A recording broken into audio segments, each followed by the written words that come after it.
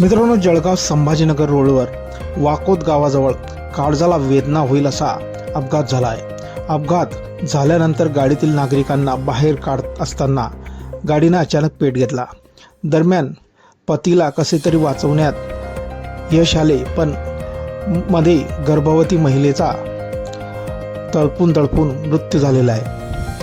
हृदय पिळून टाकणारी ही घटना जळगाव जिल्ह्यातील वाकोद गावाजवळ घडलेली आहे। मित्रांनो, यामध्ये 5 महिन्याच्या गरोदर महिलेच्या गाडीमध्ये जळून कोळसा झाला आहे। या अपघाताचे परिसरात हळहळ व्यक्त होत आहे।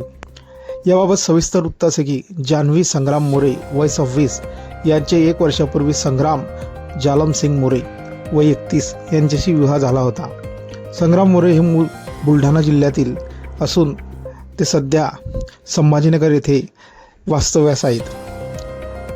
ते आपल्या पत्नीसह तिच्या माहेरी भुसावळ येथे आलेले होते। दरम्यान ते आता संभाजीनगर जात असताना वाकोद गावाजवळ वाहनाचा अपघात झाला। असं म्हटलं जात आहे की संग्राम मोरेला झपकी आल्यामुळे गाडीचा संतुलन बिघडलं आणि गाडी डिव्हायडरवर आदळली गेली। या अपघात एवढा जबरदस्त होता की गाडीचा पुढचं बोनेट पूर्ण चक्राचूर झाला आणि या गाडीने पेट घेतला।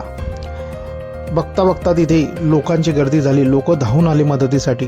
त्यांनी कसं तरी संग्राम मोरे याला बाहेर काढले, परंतु जान्हवी मोरे या ना काढण्याचा प्रयत्न करत असतानाच गाडीने अचानक पेट घेतला। मित्रांनो, आपण बघू शकता कशा प्रकारे लोकांनी काच फोडण्याचा प्रयत्न केला, पण तरीही काच काही लवकर फुटला नाही आणि गाडी ऑटोमॅटिक लॉक झाली असल्यामुळे कारचे दरवाजेही उघडले जात नव्हते आणि अशातच गाडीत मोठा स्फोट झाला।